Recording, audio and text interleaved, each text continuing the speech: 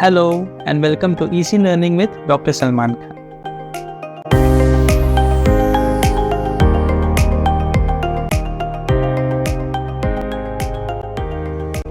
Next is the laboratory diagnosis. Laboratory diagnosis of Kala Azar depends upon direct and indirect evidences. The direct evidences are through microscopy, culture, and animal inoculation, whereas the indirect evidences are done through serodiagnosis, molecular diagnosis, non-specific serum test, skin test, and blood picture. First, direct evidence, the microscopy. Demonstration of mastigotes in smears of tissue aspirates is the gold standard for diagnosis of visceral leishmaniasis. For microscopic demonstration of the parasite, the materials collected are peripheral blood, bone marrow, splenic aspirate, enlarged lymph node. The smears are stained by Leishman, Giemsa or Wright's stains and examined under oil immersion objective. A mastigote parasite can be seen within the macrophages, often in large numbers. A few extracellular forms can also be seen. Then peripheral blood smear.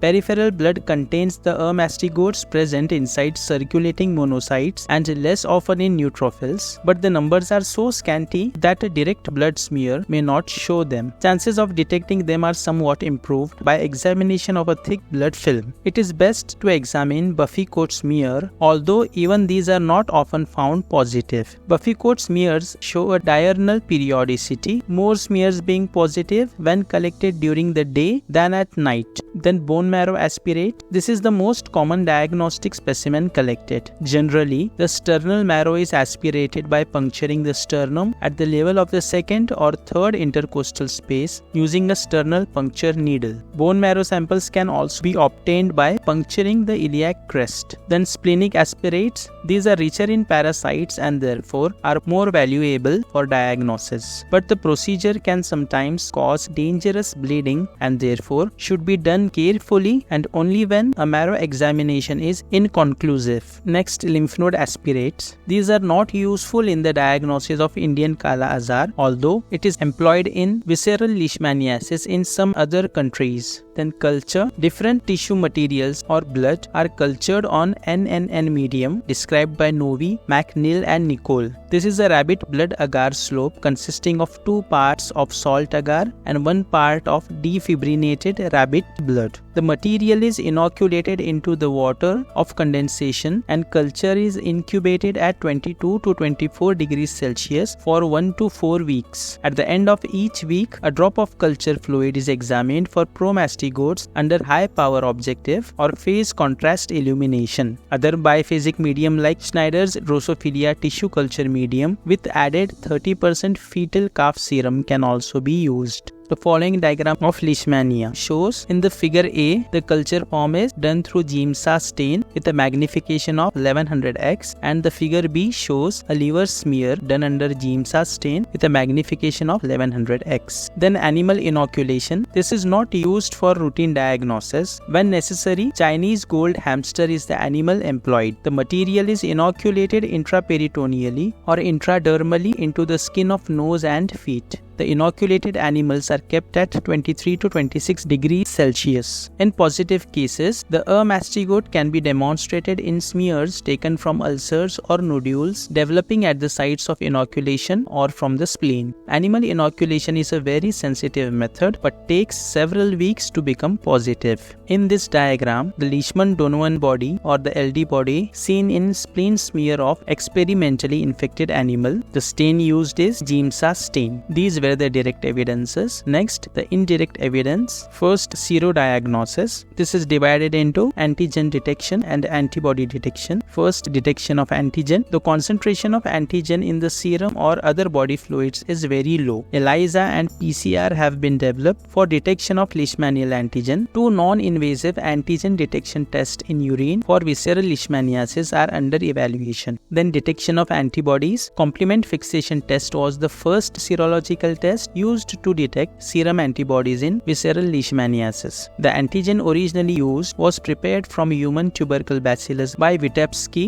Klingenstein and Kern, hence called as WKK antigen. CFT using WKK antigen becomes positive early in the disease within weeks of infection. Positive reaction also occurs in other conditions including tuberculosis, leprosy and tropical eosinophilia. Specific leishmanial antigens prepared from cultures have been used in a number of tests to demonstrate specific antibodies. These tests include indirect immunofluorescent antibody test IFAT, counter immunoelectrophoresis CIEP, ELISA and .ELISA, and direct agglutination test DAT.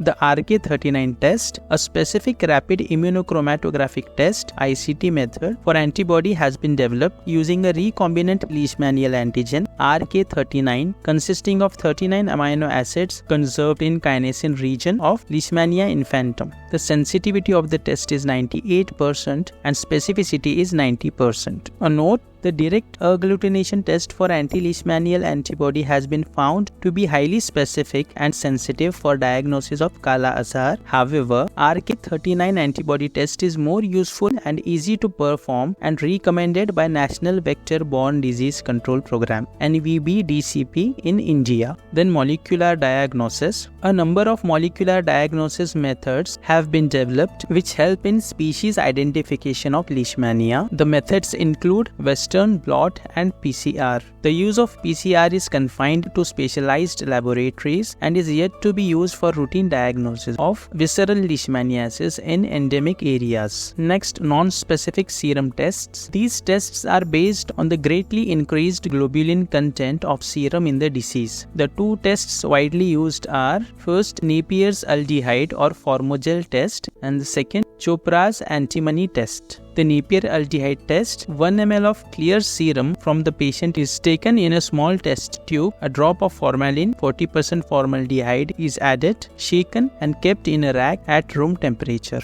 A control tube with normal serum is also set up. A positive reaction is jellification and opacification of the test serum, resembling the coagulated white of egg, appearing within 3 to 30 minutes. About 85% of patients with disease of 4 months or more gave positive reaction. Aldehyde test is always negative in cutaneous leishmaniasis. The test merely indicates greatly increased serum gamma globulin and thus is non-specific. Then Chopra's antimony test. It is done by taking 0.2 ml of serum diluted 1:10 with distilled water in a Dreyer's tube and overlaying with few drops of 4% solution of urea stabamine. Formation of flocculent precipitate indicates positive test. The reaction is said to be more sensitive than the aldehyde test. Both the tests give false positive reactions in several other diseases such as multiple myeloma, cirrhosis of liver, tuberculosis, leprosy, schistosomiasis, African trypanosomiasis, etc., where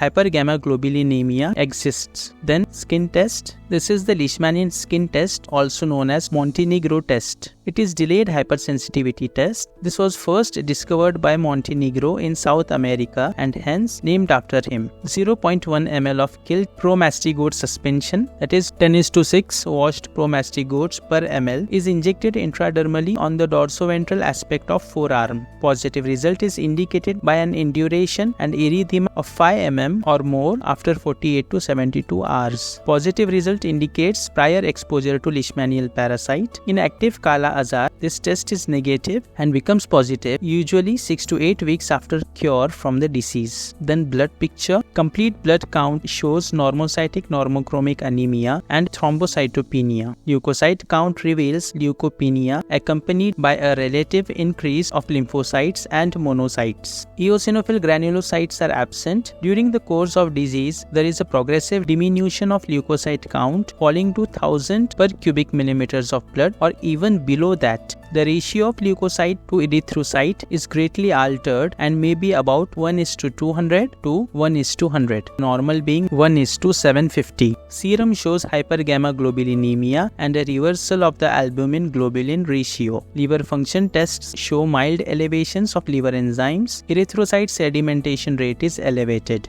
Then diagnosis of post-Kala Azar dermal leishmaniasis. The nodular lesions are biopsied and amastigote forms are demonstrated in stained sections. The biopsy material can be cultured or animal inoculation can be done. Immunodiagnosis has no role in the diagnosis of post-Kala Azar dermal leishmaniasis. This is about the laboratory diagnosis. Then prophylaxis. Prophylaxis can be achieved through early detection and treatment of all cases. Integrated insecticidal spraying to reduce sandfly population and destruction of animal reservoir host in cases of zoonotic Kala Azar. Then personal prophylaxis can be achieved by using anti-sandfly measures like using thick cloths, bed nets, window mesh, insect repellents, and keeping the environment clean. This is all about the parasite Leishmania donovani. If you wish to see more of such videos, do comment below.